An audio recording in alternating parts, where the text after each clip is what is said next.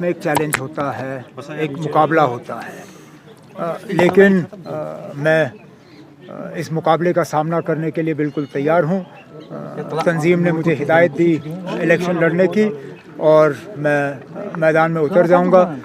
जहाँ तक पिछले दिनों तरुण चुग साहब की जो मीटिंग हुई, मैं बेहद शुक्रगुजार हूँ तरुण चुग साहब का, क्योंकि जो अभी तक हम दबी अल्फाजों में कह रहे थे, उन्होंने सारा जो है लोगों के सामने खुल्लम खुल्ला कर दिया है।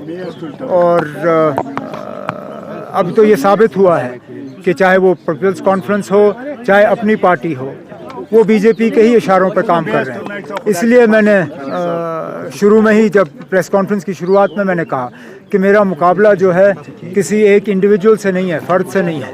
मेरा मुकाबला जो है बीजेपी के साथ है और मरकज़ की हुकूमत के खिलाफ है। सर, बीजेपी खुल के साथ क्यों नहीं आ रही है कश्मीर? आप उनसे पूछिए। कहीं ऐसा नहीं तो कि वज़ीर आज़म साहब जो कहते हैं और जो जानते हैं कि हकीकत है, दोनों में फ़र्क है। क्योंकि अगर वज़ीर आज़म साहब अभी जम्मू में हैं, जम्मू में उन्होंने तकरीर के दौरान उन्होंने कई सारी बातें की। उन्होंने ये कहा कि जम्मू कश्मीर में जो भी अभी तक तबाही हुई है उसके ज़िम्मेदार हम लोग हैं। मैं एक सेकंड के लिए इस बात को छोड़ देता हूं अलग कि 3000 से ज़्यादा नेशनल कॉन्फ्रेंस के जो हैं वर्कर, नेशनल कॉन्फ्रेंस के मेरे सीनियर साथी वो कुर्बान हुए इस मिलिटेंसी के दौरान।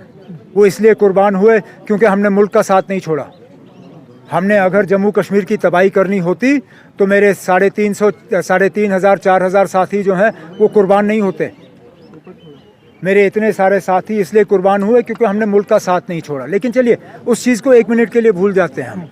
अगर वाकई जो वज़ीर आज़म साहब कहते हैं और वो समझते हैं कि ये सही है कि यहाँ की तबाही के ज़िम्मेदार हम हैं, यहाँ तरक्की नहीं हुई तो उसके ज़िम्मेदार हम हैं।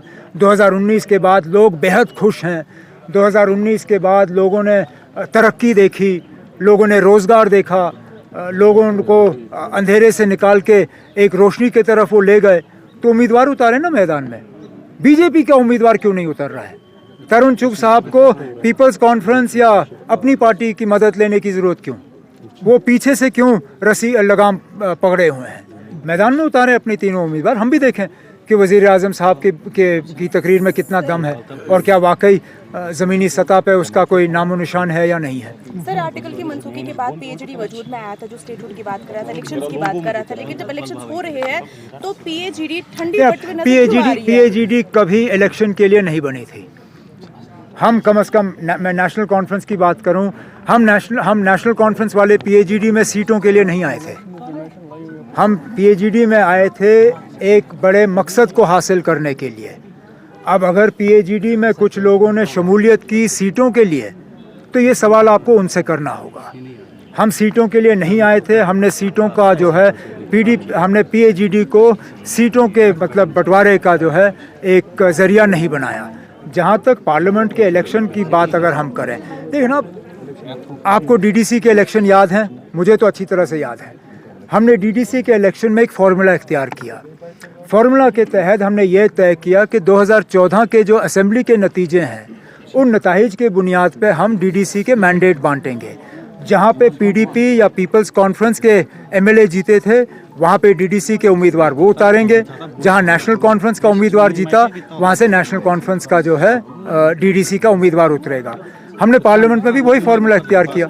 जहाँ 3 नेशनल कॉन्फ्रेंस के उम्मीदवार जीते, वहाँ 3 नेशनल कॉन्फ्रेंस के उम्मीदवार पार्लियामेंट का इलेक्शन लड़ने के लिए आए। जहाँ पे बीजेपी जीती थी, उन सीटों पे हमने बहस की। कांग्रेस ने वो तीनों सीटें अपने पास रखी। तो इसमें हमारा क्या कसूर है ना? जम्मू कश्मीर नेशनल कॉन्फ्रेंस लोगों के पास लेके क्या जाएगी इस साल इलेक्शन में क्या कुछ लोगों के पास लेके जाएगी? आप इंतजार करिए, हमारे जलसों में आइए, आपको खुद ब खुद पता चलेगा हम लोगों के पास क्या लेके जा रहे हैं। हम इंडिया अलायंस का एजेंडा लेके जा रहे हैं, हम अपना एजेंडा लेके जा रहे हैं। हम दिल्ली की जो तानाशाही रही है उसके खिलाफ लोगों में जा रहे हैं। जो लोग जम्मू कश्मीर के लोगों को बेइज्जत किया गया 5 अगस्त 2019 के बाद, हम उसको इलेक्शन में लेके जा रहे हैं, जो हमारी शनाख्त, पहचान, हमारी निशानी, हमारा वकार, सारा कुछ हमसे छीना गया, हम उसको लेके मैदान में जा रहे हैं और उम्मीद करते हैं कि हमें लोगों का सपोर्ट हासिल होगा। इलेक्शंस के दौरान कंपटीशन कैसा रहेगा और अगर आप इक़्तिदार में आते हैं तो क्या कुछ लोगों को नया देखने अब इस इलेक्शन में हमें इक़्तिदार की कोई उम्मीद नहीं है, क्योंकि हम सिर्फ 3 सीट पर लड़ रहे हैं। अगर अब पार्लियामेंट जो है वो 5 से ज़्यादा सीटों पे जो है वो तैनात होती है, हमारे 3 सीटों से इक़्तिदार में कोई ख़ास तब्दीली आएगी नहीं। इक़्तिदार वाली इलेक्शन जो है वो अगस्त सितंबर में होगी। उस दौरान आप मुझसे ये सवाल करिए, मैं इस सवाल का उस वक्त जवाब दे दूँगा।